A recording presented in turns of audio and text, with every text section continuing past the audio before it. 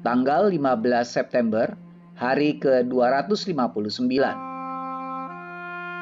Bacaan Mika pasal 1 dan 2. Hari pengadilan Yehuda. Garis besar. Kerajaan Selatan telah memulai penghitungan mundur untuk pembuangan. Dalam menghadapi anarki dari dalam dan pemusnahan dari luar, Mika muncul dengan pesan dari Tuhan. Hari penghakiman Allah atas orang-orang yang berpuas diri dengan cepat mendekat, dan celaka bagi orang yang di atasnya penghakiman akan dijatuhkan. Sudah terlambat untuk berbalik dan terlambat untuk bertobat. Luka Yehuda tidak dapat disembuhkan, dan hanya operasi ilahi yang dapat menghapus keganasan dosa. Renungan harian. Di mana pikiran Anda berkeliaran di saat-saat sebelum Anda tertidur? Apa hal pertama yang terlintas di benak Anda ketika Anda bangun di pagi hari? Jawablah pertanyaan-pertanyaan itu dengan jujur, dan Anda akan menemukan gairah terbesar dalam hidup Anda. Apa yang dikonsumsi pikiran Daud pada saat malam dan pagi? Lihat Mazmur pasal 63 ayat 6-8 dan pasal 139 ayat 17 dan 18. Di mana pikiran para pemimpin Yehuda diarahkan sepanjang malam? Lihat Mika pasal 2 ayat 1 dan 2. Dan di mana pikiran Anda fokus ketika Anda bangun, ketika Anda berhenti sejenak dari kesibukan hari Anda, ketika Anda berbaring untuk beristirahat di malam hari? Paulus mendesak orang-orang percaya di Kolose untuk pikirkanlah perkara yang di atas. Kolose pasal 3 ayat 2. Mengisi pikiran Anda dengan hal-hal Allah merupakan suatu pilihan tindakan, dan hal itu tidak akan terjadi secara kebetulan. Lakukanlah olahraga jalan cepat hari ini, dan saat Anda melatih tubuh Anda, latih pikiran Anda juga dengan ayat-ayat Alkitab, nyanyian pujian, dan pikiran Tuhan. Kita kehilangan tahun-tahun kedamaian saat kita mengejar saat pengangkatan. Pendalaman. Akar nubuatan. Mika pasal 1 ayat 1. Kota tempat tinggal Mika, Moreshet, Mika pasal 1 ayat 1, sekitar 25 mil barat daya Yerusalem di perbatasan Yehuda dan Filistin. Seperti Amos, Mika berasal dari negara itu. Pekerjaannya tidak diketahui, tetapi daerah Moreshet adalah daerah pertanian yang produktif. Jangan bermain-main dengan tanah pertanian. Mika pasal 2 ayat 2. Israel pada dasarnya adalah masyarakat agraris di mana setiap keluarga memiliki sebagian tanah. Mika pasal 2 ayat 2. Hanya di bawah kondisi ekstrim ada keluarga yang menyerahkan tanahnya. Mika mengutuk mereka yang mengeksploitasi orang miskin dengan membeli tanah mereka. Dengan demikian menciptakan kelas miskin yang tidak memiliki tanah dan yang akan menjadi beban masyarakat. Lihat Imamat pasal 25 ayat 25-28. Amin. Tuhan Yesus memberkati.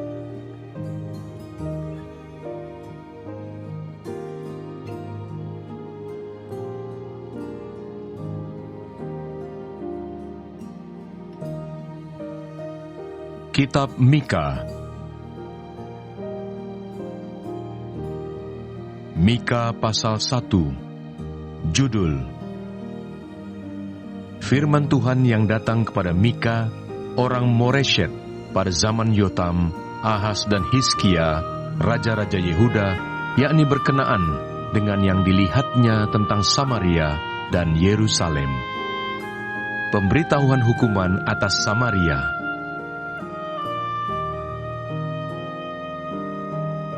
Dengarlah hai bangsa-bangsa sekalian, perhatikanlah hai bumi serta isinya. Biarlah Tuhan Allah menjadi saksi terhadap kamu, yakni Tuhan dari bait-Nya yang kudus. Sebab sesungguhnya Tuhan keluar dari tempatnya dan turun berjejak di atas bukit-bukit bumi. Luluhlah gunung-gunung di bawah kakinya, dan lembah-lembah terbelah seperti lilin di depan api, seperti air tercurah di penurunan. Semuanya ini terjadi karena pelanggaran Yakub dan karena dosa kaum Israel. Pelanggaran Yakub itu apa? Bukankah itu Samaria? Dosa kaum Yehuda itu apa? Bukankah itu Yerusalem? Sebab itu, aku akan membuat Samaria menjadi timbunan puing di padang, menjadi tempat penanaman pohon anggur. Aku akan menggulingkan batu-batunya ke dalam lembah dan akan menyingkapkan dasar-dasarnya. Segala patungnya akan diremukkan, segala upas sundalnya akan dibakar, dan segala berhalanya akan kuhancurkan.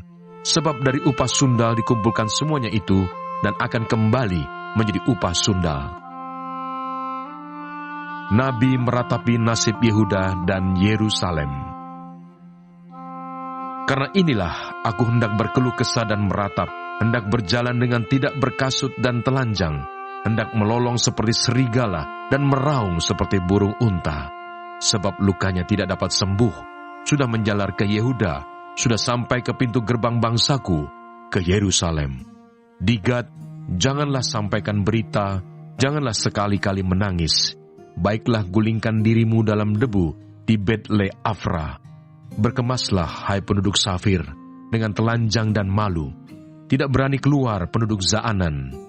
Ratapan Bet Haesel menghalangi engkau untuk tetap berdiri. Dengan bimbang penduduk Marot berharap akan kebaikan, sebab malapetaka turun daripada Tuhan sampai ke pintu gerbang Yerusalem. Pasanglah kuda teji pada kereta, hai penduduk Lakis. Inilah permulaan dosa bagi putri Sion, sebab padamulah terdapat pelanggaran Israel. Sebab itu baiklah diberi hadiah perpisahan kepada Moreshet Gad. Rumah-rumah Aksib akan menjadi tipu daya bagi raja-raja Israel.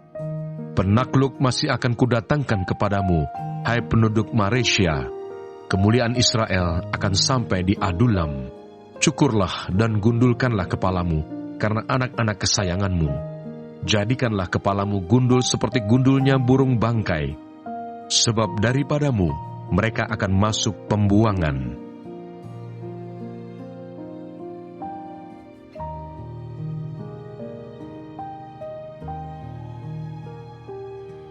Mika pasal 2. Kutuk atas orang yang menindas. Celakalah orang-orang yang merancang kedurjanaan dan yang merencanakan kejahatan di tempat tidurnya, yang melakukannya di waktu fajar, sebab hal itu ada dalam kekuasaannya, yang apabila menginginkan ladang-ladang, mereka merampasnya, dan rumah-rumah mereka menyerobotnya, yang menindas orang dengan rumahnya, manusia dengan milik pusakanya. Sebab itu beginilah firman Tuhan, sesungguhnya aku merancang malapetaka terhadap kaum ini, dan kamu tidak dapat menghindarkan lehermu daripadanya. Kamu tidak dapat lagi berjalan angkuh, sebab waktu itu adalah waktu yang mencelakakan. Pada hari itu, orang akan melontarkan sindiran tentang kamu, dan akan memperdengarkan suatu ratapan dan akan berkata, kita telah dihancur luluhkan, bagian warisan bangsaku telah diukur dengan tali, dan tidak ada orang yang mengembalikannya. Ladang-ladang kita dibagikan pada orang-orang yang menawan kita. Sebab itu, tidak akan ada bagimu orang yang melontarkan tali dengan undian di dalam jemaah Tuhan. Janganlah ucapkan nubuat, kata mereka itu. Orang tidak mengucapkan nubuat seperti itu, noda tidak akan menimpa kita. Bolehkah hal itu dikatakan, keturunan Yakub? Apakah Tuhan kurang sabar? Atau seperti inikah tindakannya? Bukankah firmanku baik terhadap orang yang benar kelakuannya? Tetapi kamulah yang bangkit sebagai musuh terhadap umatku. Kamu merebut jubah dari orang-orang yang suka damai, dari orang-orang yang berjalan lewat dengan tenteram, yang tidak cenderung kepada perang. Para istri di antara umatku kamu halau dari rumah kesayangannya.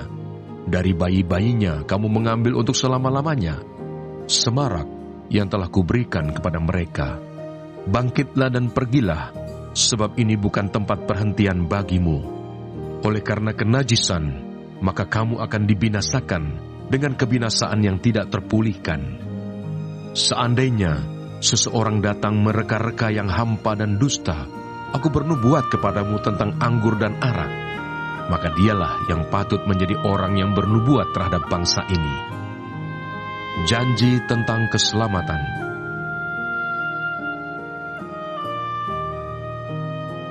Dengan sungguh-sungguh aku akan mengumpulkan engkau seluruhnya, hai Yakub. Dengan sungguh-sungguh aku akan menghimpunkan sisa orang Israel. Aku akan menyatukannya seperti kambing domba dalam kandang, seperti kawanan binatang di tengah-tengah padangnya, sehingga ramai dengan manusia. Penerobos akan maju di depan mereka. Mereka akan menerobos dan berjalan melewati pintu gerbang dan akan keluar dari situ. Raja mereka akan berjalan terus di depan mereka. Tuhan sendiri di kepala barisan mereka.